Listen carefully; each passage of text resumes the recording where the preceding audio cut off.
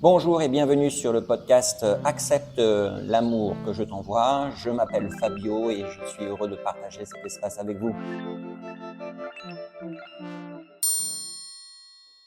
Bonjour, j'aimerais partager avec vous sur le sujet de ce que j'appelle le pixel ou les pixels. Pour mieux comprendre en fait ce que j'appelle le pixel, j'aimerais que vous imaginiez avec moi que chacun d'entre nous,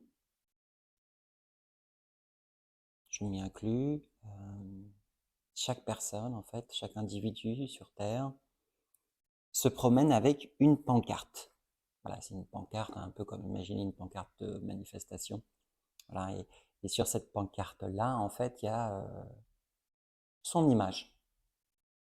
Et cette image, en fait, est formée de pixels, donc de petits points. Hein, l'image de, l'instar, je devrais dire, des pixels constituant les images digitales. On pense s'identifier à cette image-là. Alors, je vous parle de ces pixels parce qu'en fait, c'est vraiment l'unité de base qui va nous permettre de comprendre non seulement l'identité, non seulement le concept de la périphérie, et avec ce concept-là, on va pouvoir aborder le thème de l'élévation et comprendre en fait comment la pensée, quel est le rôle de la pensée dans tout ça. Et surtout, quel est le rôle de la voix de Dieu dans toute cette sphère. Alors c'est vraiment important de comprendre ce pixel et je vais le décrire un peu plus, voilà, parce que cette image-là avec laquelle on se promène tous les jours, voilà, et qui rencontre d'autres images, d'autres pancartes, et qui représente notre identité, ben, elle peut être constituée, ce pixel pourrait être par exemple ce qu'on peut appeler nos valeurs dites profondes. Voilà, donc ce que je suis, ce que je pense être et ce que je pense représenter. Mais ça peut être aussi notre morale, donc ce qui nous paraît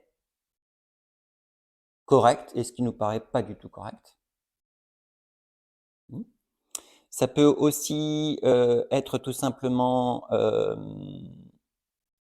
ce qu'on peut appeler notre logique, donc notre façon de raisonner. Donc notre logique est aussi une partie de cette image. C'est pas quelque chose qui est au-dessus. Voilà. Ça fait partie de notre identité. Et si des personnes n'ont pas la même logique, ça heurte notre identité. Voilà. Ça peut aussi être naturellement l'éducation en général, donc l'éducation au sein de la famille, mais pas seulement, hein, par rapport à nos proches ou par rapport à notre lignée. Hein, ce qu'on peut aussi, ce qui nous a été transmis, hein, ce qu'on peut aussi appeler les casseroles, hein, voilà, tout cet héritage-là.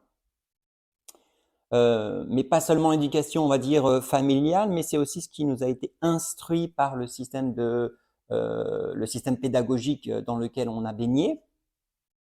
Donc naturellement, j'entends par là, naturellement ce que nous ont instruit les professeurs des écoles, à travers le système, par exemple, en France, de l'éducation nationale.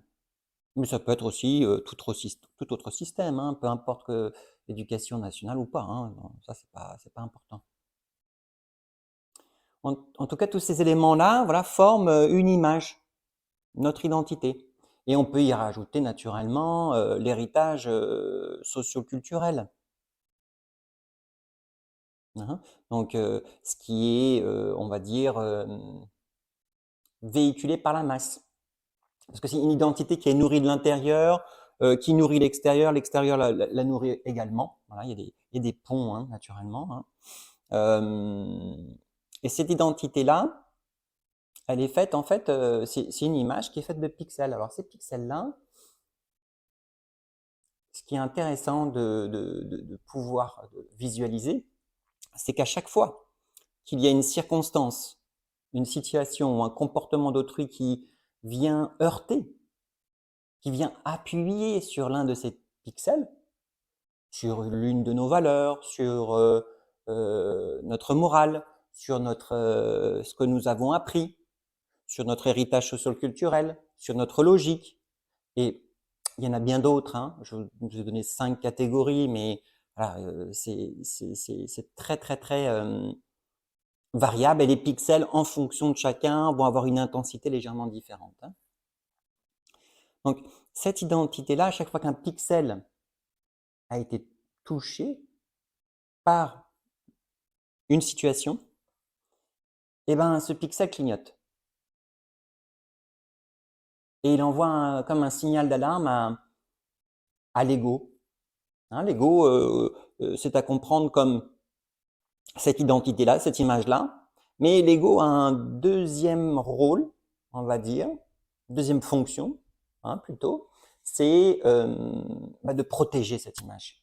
Un peu à l'instar de, voilà, j'aimerais que vous visualisiez l'ego comme Cerbère, le chien à 3 têtes,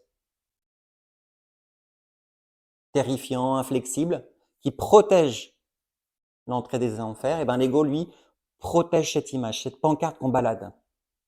Donc à chaque fois qu'un de ces pixels est stimulé, l'ego va générer une pensée. Alors, en fonction de la situation, hein, ça peut être je suis heurté par un comportement d'autrui, hein, donc là vraiment ce qu'il a dit ou ce qu'elle a dit, c'est vraiment pas correct. Ou je ne peux pas vraiment pas laisser passer ce comportement-là. Ou cette situation défie toute logique. Alors là, voilà, là automatiquement il y a le pixel qui clignote et là c'est la pensée se produit telle quelle par l'ego.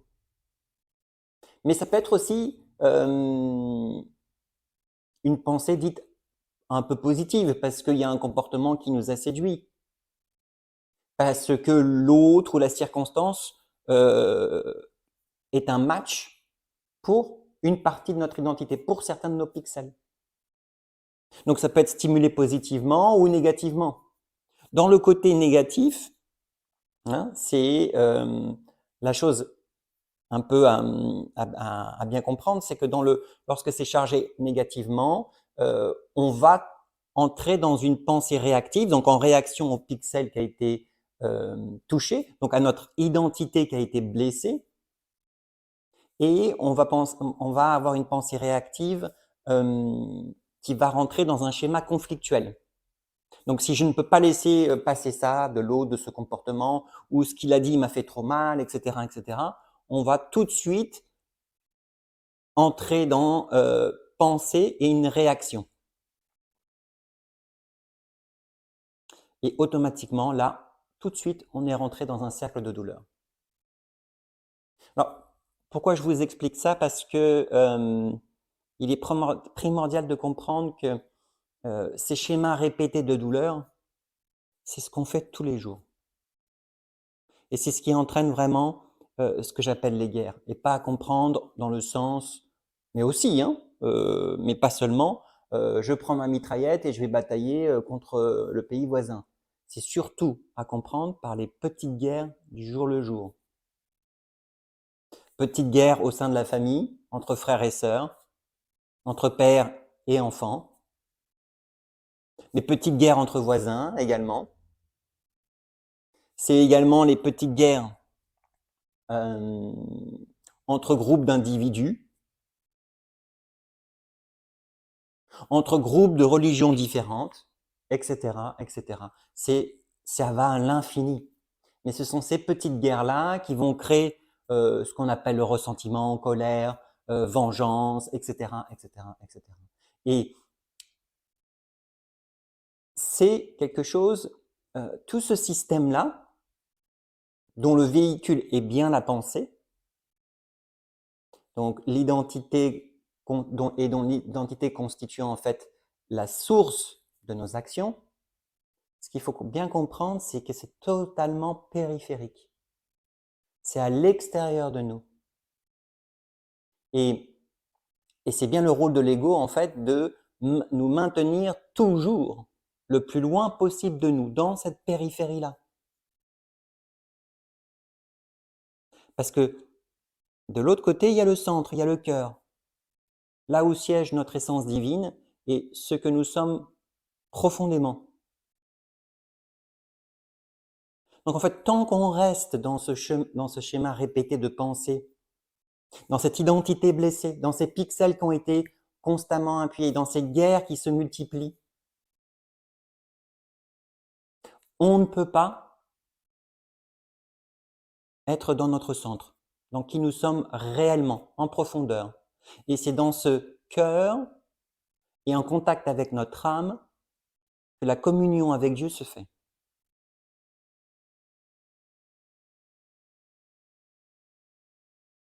Et ça, c'est véritablement primordial, vital de comprendre, parce que le conflit n'est certainement pas une fatalité. Le conflit n'est qu'une conséquence de ces identités blessées, de ces pixels qui ont été touchés par le comportement d'autrui ou par une circonstance ou par une situation. Ça peut être des guerres, mais parfois aussi ce sont des prostrations intenses que ça crée. Ça peut aussi créer des sentiments d'abandon, etc., etc. Cette identité-là, il y a aussi, quand je parlais de nos casseroles, il y a toutes nos blessures, hein, que ça soit bien clair là-dessus. Donc en fonction du pixel touché, de la blessure sous-jacente, de l'intensité, de l'importance qu'on donne à cette image, à cette partie de l'image, on peut avoir des réactions qui sont fortes, moins fortes ou parfois très légères. Qu'est-ce qui se passe véritablement lorsque cette pensée est générée? Ben, j'aimerais que vous imaginiez un peu comme ces cerbères, en fait, là, cet ego là qui nous mord, le chien qui nous mord, et il peut pincer soit légèrement, en fonction de ce qui a été blessé, ce qui a été heurté en tout cas, ou parfois il peut vraiment mordre très fort. Et lorsque ça mord très fort, eh ben, on rentre dans des véritables guerres. Avec des personnes qu'on aime, hein, avec des proches, avec nos enfants. Voilà. Et dans ce mécanisme-là, dans lequel chacun d'entre nous se leurre tous les jours, eh ben, on s'éloigne constamment de notre cœur, de notre partie sacrée. Et cette partie sacrée qui dépérit petit à petit, elle est vitale. Elle est vitale pour notre âme, mais elle est vitale pour notre corps, et elle est vitale pour nos émotions, elle est vitale pour notre communion avec Dieu et avec tous. C'est ce que Dieu appelle le patrimoine sacré de l'humanité. C'est ce qu'il y a en chacun d'entre nous dès la naissance. Hein. Ce n'est pas quelque chose qu'on incorpore, comme si c'était en dehors du corps, hein, incorpore, mais c'est quelque chose qui est déjà là en chacun d'entre nous et c'est un espace sacré, illimité, infini et en connexion avec tous. Et lorsque Dieu dit élevez-vous, c'est à travers ce mécanisme-là de se rapprocher de son cœur, de sortir de cette périphérie, de ne plus laisser les pensées réactives avoir une emprise sur nos actions, parce que ce sont ces pensées réactives à travers l'ego, suite à la blessure de l'identité, suite au pixel qui a été heurté, qui tirent les ficelles de nos actions de tous les jours. Donc le monde qu'on connaît ici et maintenant est périphérique. Il est bien réel, hein, mais il est périphérique à notre cœur.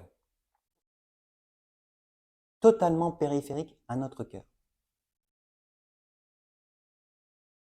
Et la pensée constitue le véhicule qui va créer l'ossature, mais également le revêtement de ce monde dans lequel nous vivons ici et maintenant, à travers les actes de chaque jour, les réactions de tous les jours, les pensées de chaque jour, les paroles émises.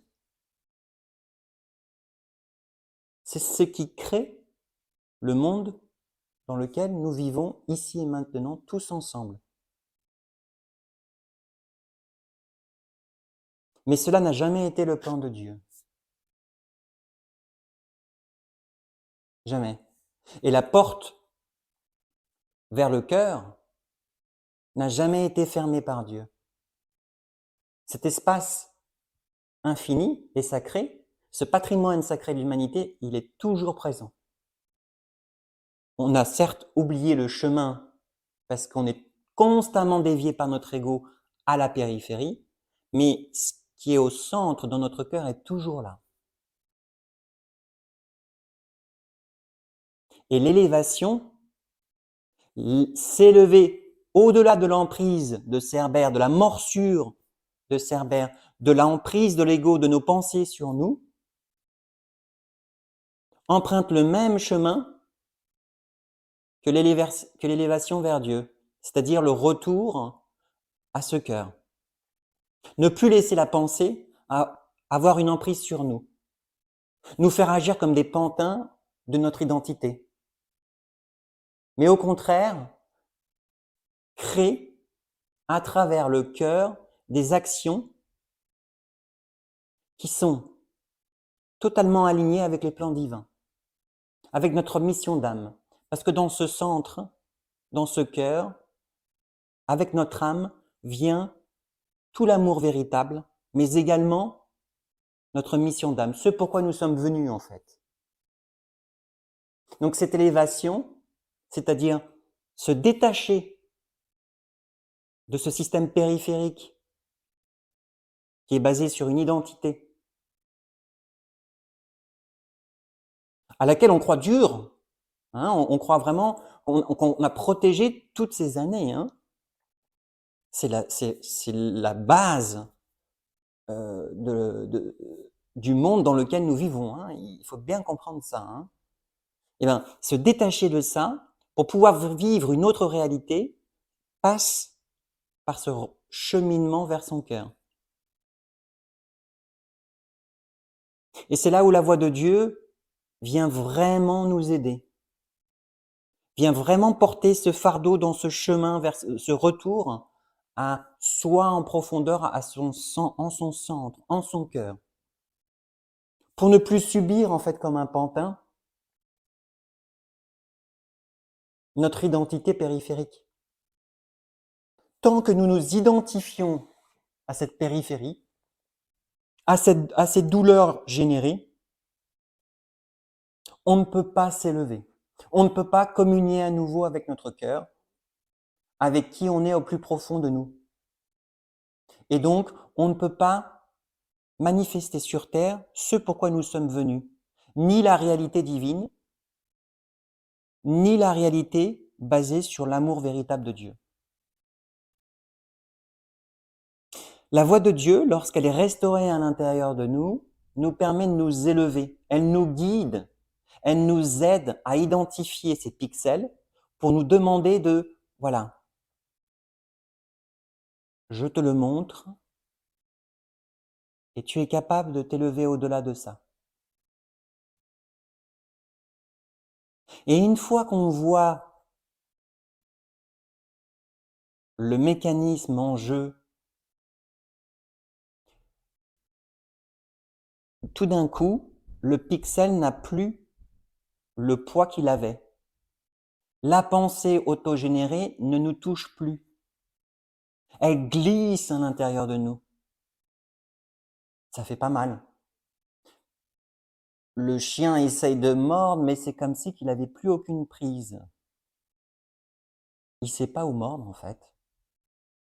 Et donc, à chaque fois que on retire l'un de ces pixels, l'image de cette pancarte avec laquelle on se balade tous les jours, eh ben, elle devient de plus en plus floue, à l'instar de ces images digitales. on se reconnaît plus vraiment et elle n'a plus vraiment de sens. Et donc petit à petit, cette image s'effondre. Et c'est à ce moment-là que la communion à Dieu se fait de façon totale, entière, pleine, sans aucune barrière, sans aucune déviation, sans aucune force qui nous éloigne.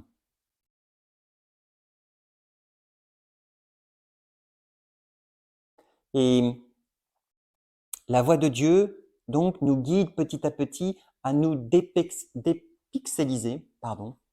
Voilà, je ne sais pas si ça existe, mais en tout cas, c'est le terme qui me semble juste ici, pour pouvoir en fait nous détacher de cette identité qui nous pollue totalement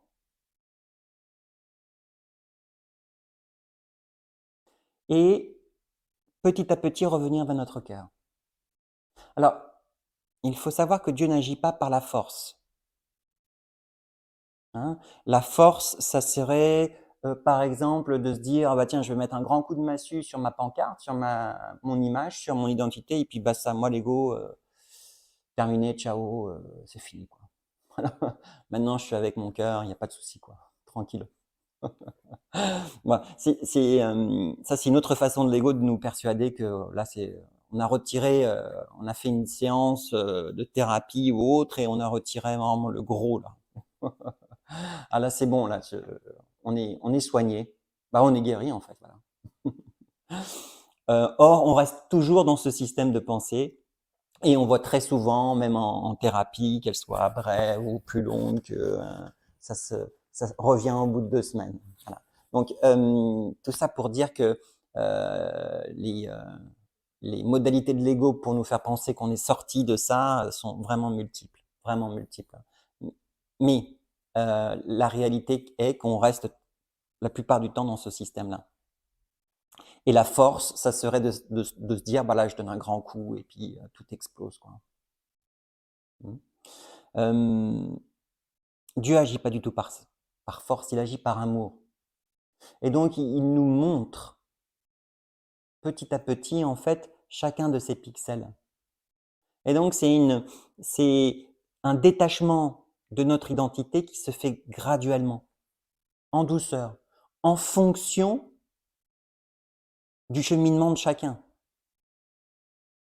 Et donc, petit à petit, en se détachant de cette identité-là, on peut voir véritablement qui nous sommes, sortir du brouhaha, sortir de ce nuage de fumée permanent pour pouvoir en fait voir à ce moment-là la lumière de Dieu, la lumière divine, et comprendre qu'est-ce qui nous nourrit au plus profond de nous.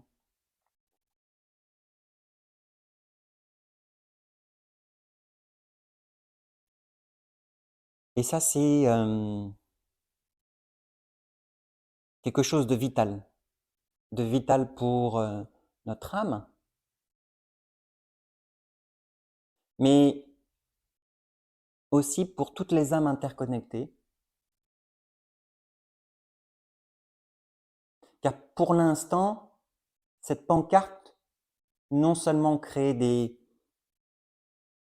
guerres, mais c'est surtout que cette image aussi nous divise sur des critères.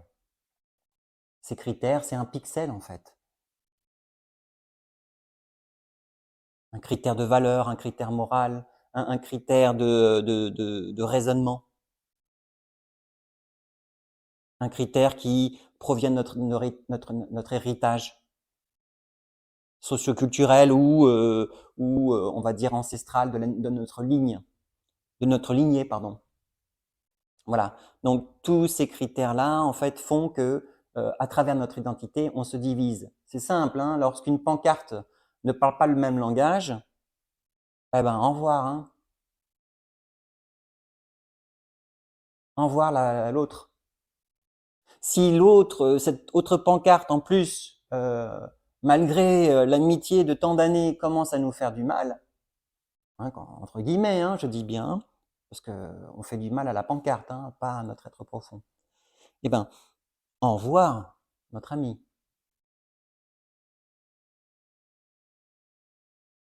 Voilà, c'est cette identité, ce pixel est l'unité constitutive en fait de cette périphérie. Et c'est aussi l'unité constitutive de nos divisions et de nos guerres quotidiennes. C'est pour ça que je voulais vraiment parler de ce thème-là, qui me paraît en fait une des bases du message de Dieu,